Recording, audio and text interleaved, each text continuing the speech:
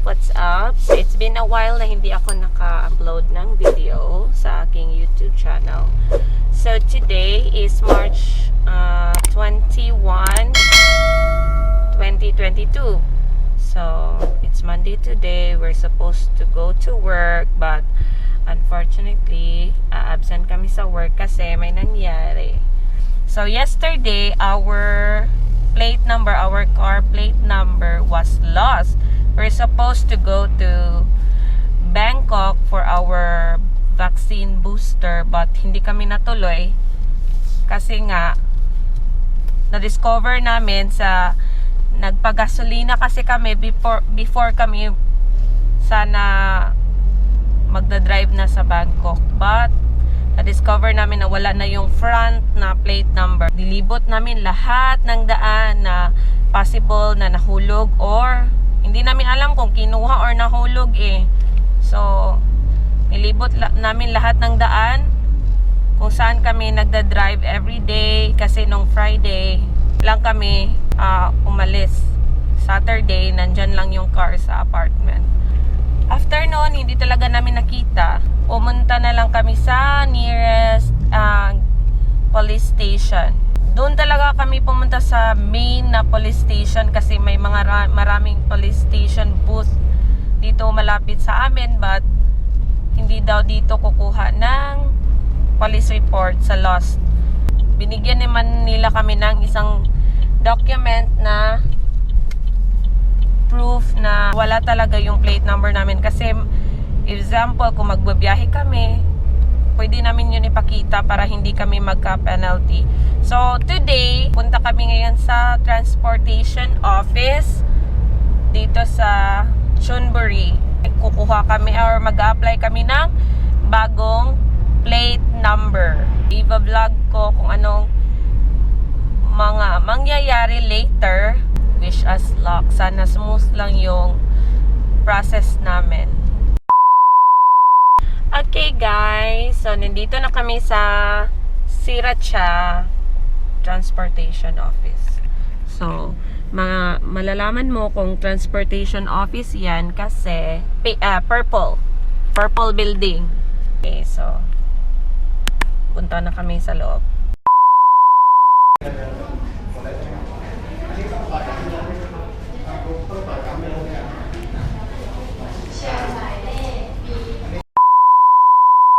Okay guys, so update. So hindi kami pwedeng kumuha daw ng bagong plate number doon sa Sriracha Transportation Office. Kasi daw yung registration namin is nasa Bangkok.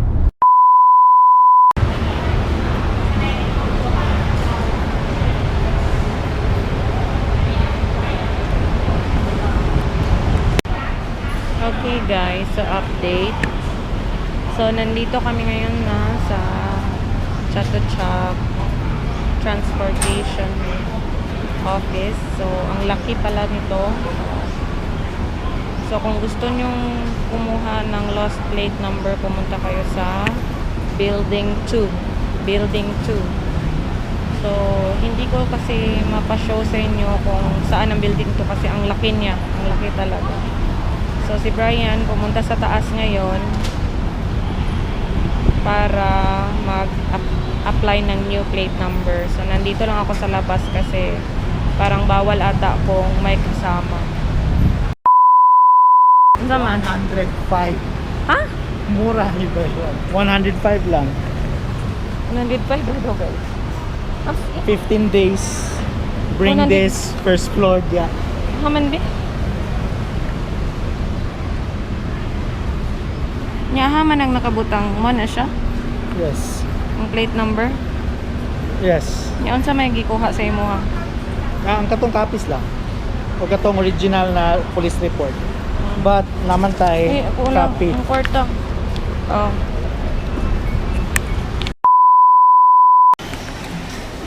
Dito kami ngayon sa cafeteria ng Department of Land Transportation. Kain. One eternity later. So, we're home now. We just got home. So, ayun, update. So, yun nga, tapos na kaming mag-process at kumuha ng new plate number. Pero, after 2 weeks pa siyang makukuha. 15 days. Yun nga, guys. So, first, kung same kayo ng situation sa amin na nawalan kayo ng plate number or baka nahulog or baka ninakaw. So, ang first niyong gagawin is pumunta kayo sa nearest police station, yung main police station talaga sa place niyo at kumuha kayo ng police report kasi nilalagay nila doon kung lost plate number, ganon. Yung ibibigay nila sa inyo is not the original copy kasi sa kanila yung original copy, ifo-photocopy nila yan tapos may stamp yun para certified true copy. Yun yung ibibigay sa inyo. Tapos yung binayaran namin sa police station is mga 40 baht.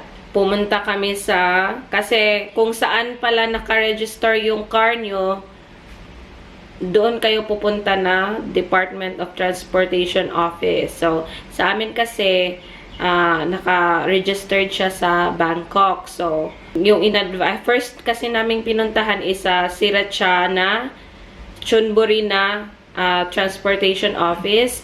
Pero sabi nila, hindi daw kasi naka-register siya doon sa Bangkok. So, pumunta kami sa Bangkok at doon sa Building 2. Hanapin nyo talaga yung building 2 kasi ang laki ng nila parang place. Tapos ang dami talagang sasakyan, sobrang traffic. Tapos may building 1, 2, 3 and 4. So doon kayo sa building 2. Tanong lang kayo kung saan nyo ipaprocess yung missing plate number. Tingnan nila yung document from the police report, passport, and yung blue book. Ito yung blue book pala.